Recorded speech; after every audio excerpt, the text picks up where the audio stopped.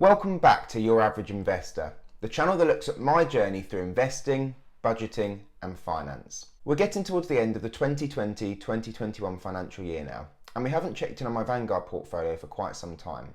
So I thought today what we'd do is hop back into my Vanguard portfolio and have a look at where it is, how it's developed and how much I've managed to save and invest throughout this financial year. Most of my investments were meant to receive dividends yesterday, so I'm still waiting for those to come into my portfolio, which I hope to happen in the next few days. But we'll hop straight in, have a look at my Vanguard portfolio, have a look at what I've invested in, how much I've got invested, what dividends I've received over the previous financial year, and talk about where I plan to take this portfolio over the next year to come. Let's hop in and check it out. Here we are then inside my Vanguard Invest account.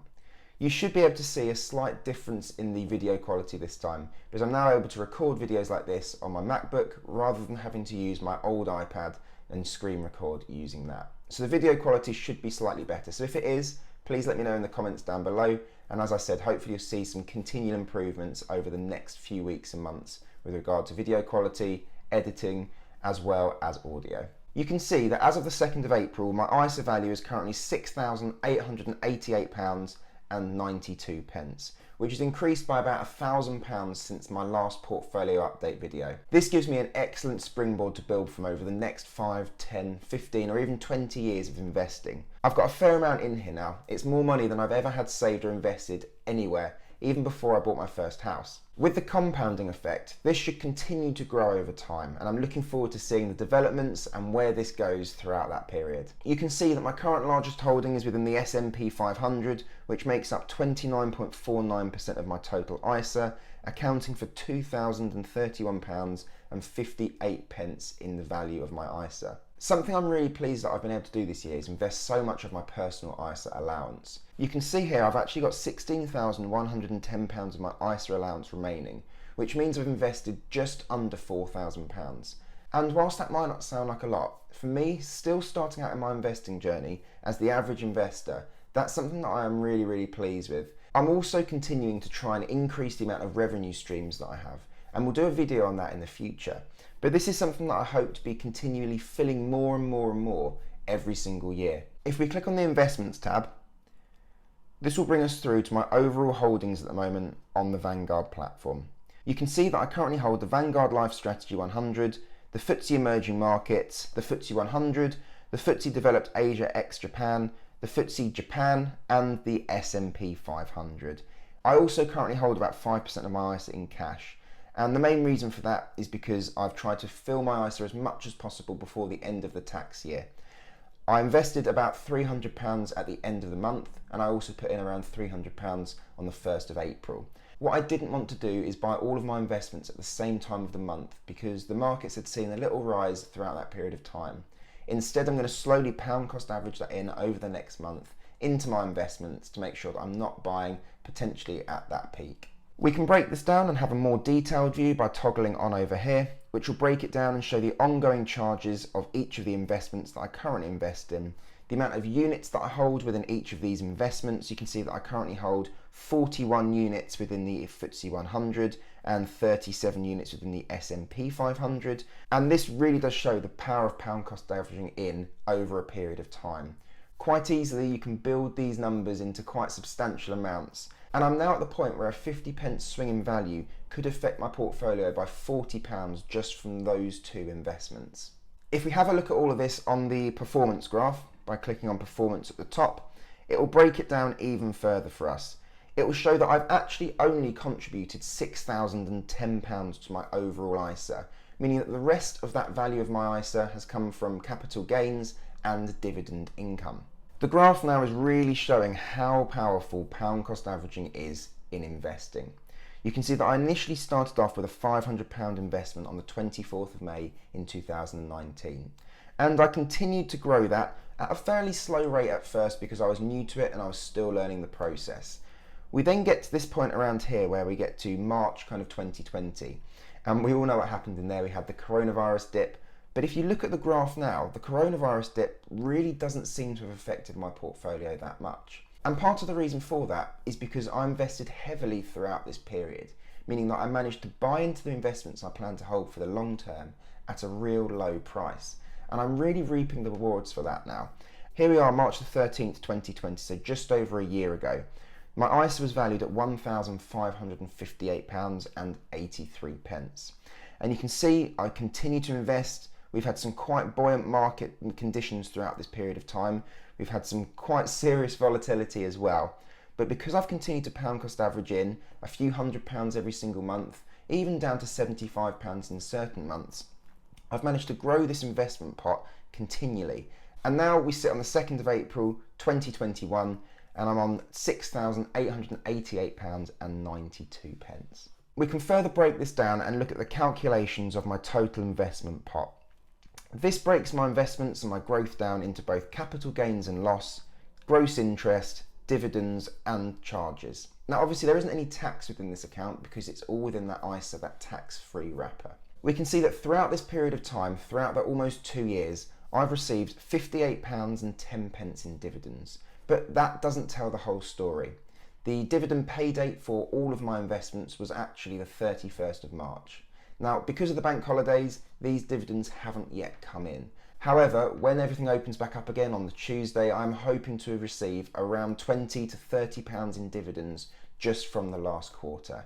And this really does show the power of dividend investing, the power of investing in products that pay you continual dividends. If we compare this to a bank account, that is by far more than I would have received from interest on a similar amount. And I've also received capital gains from that amount. So if you haven't started investing yet, that's one of the powers of investing. You not only get dividend income, but you also have the potential to make capital gains throughout that period of time. And if you choose your investments wisely and you go for diversified ETFs and ETF funds, then you should, over the long term, see a fairly nice rate of return. Within that time period as well, I've only paid £7.23 in charges, which is more than accounted for by the dividend and capital gains. By scrolling down, we can have a look here at the month-on-month rate of return. Now, bearing in mind, in April, we're only 2 days into April at this point, so you've only had 1 day of markets.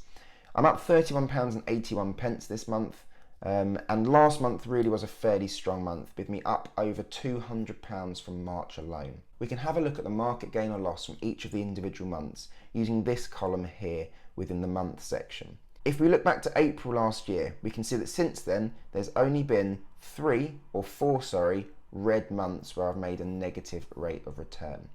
This means that 2/3 of the months over the last year I've made capital gains. And as you can see, the capital gains that I've made in the months where I've been at a positive rate of return far and away outweigh those negatives throughout that same period of time. With the best month being November 2020, where I made a capital gains of £385.92. And the total value of my portfolio at that time was about 33% less than it is at the moment. So that really is an excellent month of growth. Something else you'll be able to notice is my dividend income has been slowly increasing throughout that period of time. From April 2020, where it was £9.23, then into June where it was £7.33, and that's dipped slightly because of the coronavirus outbreak, and lots of companies did slash or stop their dividends entirely. We then get through to October 2020, where we get to £18.79 in dividends, and then to December, we get to £12.56. So whilst not every single one is increased chronologically, over that period of time you can see a notable increase in the dividend income I'm receiving. This in comparison to the individual fees of around £2.12 in the last fee date is uncomparable, to be fair. Those fees will keep ticking away. They will keep taking some value out of my portfolio, but not to an extent that it impacts the overall value substantially. Vanguard is one of the best investment platforms for low fees. So this is the reason that I initially chose Vanguard, and you can really see me reaping the rewards from that decision now. We can look in even further at my investments at the top here, and this will break it down into profit and loss or capital gains and return from each of my individual investments. So you can see at the moment all of my investments down the right hand side and the total gain or loss are netting me a positive rate of return. My best investment at the moment with regards to gross returns and capital returns is the FTSE Developed Asia ex Japan ETF, with my gross returns up at 42.75%, which equates to around £107.88. If we go for the largest amount that have been returned to, that's the S&P 500, which sits a little behind the Developed Asia ex Japan ETF, with me netting a gross rate of return of 40.15%, and a capital return of 37.19%. We can also click onto the insight and we can see the breakdown of my investment ISA at the moment. You can see that, as I said, I invested that £300 in cash, so I currently hold about 5% of my portfolio within cash. 24% of it is a blended fund, which is the Vanguard Life Strategy 100, and the rest of it is sat in complete equities at the moment, around 71% of my portfolio. You can see the top geographical locations or regions of my portfolio. At the moment, I am heavily weighted towards North America with a heavy bias towards the United Kingdom. This is something that I have mentioned I am going to try and sort out over the coming weeks and months. I've been eyeing up a few European-based ISAs to try and increase my European allocation. As you can see, only 3% of my ISA is allocated to Europe, with 0% towards Eastern Europe. Equally, I'm looking to invest more into the emerging markets. You can see South America and the Middle East and Africa, I'm fairly low down at the moment. Whilst I have got a fairly nice allocation towards Asia Pacific and Japan, I am looking to reorganise this, as I think this is something that could improve my portfolio. Something I really would like to do is look at the overall return I've received and the overall performance of my portfolio within the last financial year. And Vanguard is second to none again with statistics and the ability to track the growth of your portfolio. So we can quite easily do that. You can see on screen here we've got two dates. We can select whatever date we want this to start at. Now obviously the last financial year would have started in April, on April the 6th of 2020. So if we click on April the 6th here, and we can then bring this date all the way forward to where we sit at the moment, because I don't plan on investing any more cash before the 5th of April, which is obviously the end of this financial year. I don't actually think the markets are open again before the new financial year because of the Easter weekend as well. So at the moment, we'll click both of these. We've set it to start up on the 6th of April 2020. We've set it to end on the date we're on at the moment. If we just click view there, what that will do is give us a detailed breakdown of what has happened to my portfolio over those 12 months. You can see that I've contributed this year £3,890 to my investment portfolio. This equates to over £300 per month. And this may not seem like a lot to a lot of people, but to me it really, really is. When I first started out investing, I was investing 75, 80, maybe £100 a month as I could afford. Obviously paying myself first, but over that time I've managed to generate a number of different streams of income. And again, I've promised a video on this and it will be coming in a few weeks. But this has really helped me to springboard these investments and continue it to grow throughout this time. Remember, the whole idea of this channel is to show what the average person can do, what the average investor can do. And I still feel like I'm showing you guys that. Whilst I may be investing more than some people can, I'm definitely investing less than some people can as well. And when I started out, I definitely was at that lower end. So what I've managed to do is not only increase the amount that I'm investing, but do that through increasing the amount of income that I'm generating. And I hope that by doing videos around different streams of income and around things like affiliate marketing, matched betting, I can help you guys as well to increase the amount that you can either invest or spend within your monthly life and make your life a lot easier, a lot better, and give you the financial freedom to be able to live the life that you really want. There are a number of other different things that we can do here. We can click on the year to date, so the 1 year graph, which obviously takes us from April the 2nd to April the 2nd. But to finish off the video, we're going to have a look at it since inception again. And on finishing this video, my portfolio is currently valued at £6,888.92. My current time-weighted rate of return is 33.66%. I think I said 0.77% earlier, so that's my mistake. Giving me a total investment return of £878.92 from £6,010 invested. So as always guys, I really hope you've enjoyed this video. I hope it's been a useful tool for you to see how I've been able to grow my portfolio over this year and some of the investments that I've been making, some of the dividend income that I've received, so that you can compare that to perhaps the portfolio that you've got yourself, or perhaps this is the new financial year starting on the 6th of April. This is the year that you start investing in your first ever investment stocks and shares ISA. If it is, drop a comment down below and let me know that you're starting investing. If you haven't yet subscribed to the channel, please do consider subscribing, and also drop a like on the video as it really helps to push me out to more people. If you want to check out all of my new videos, click the notification bell and obviously get notified whenever I upload new videos about investing, match betting, different streams of income, and some videos on budgeting as well. If you are looking for new streams of income though, matched betting is an excellent place to start. Match betting is a way to take advantage of bookie offers through bet and get offers and make yourself tax-free profit every single month. There's a link down below, and I've done lots of videos, so check one of them out up above.